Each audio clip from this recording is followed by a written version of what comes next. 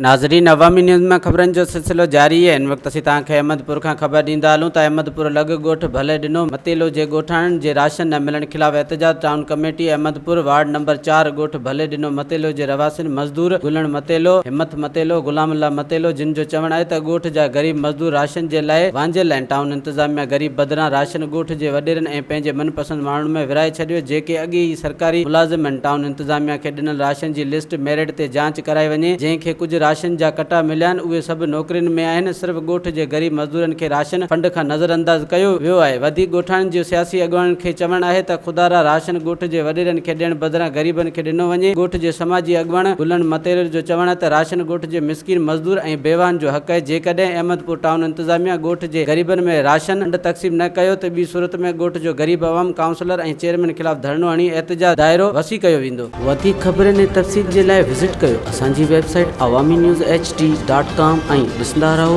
Awami news HD।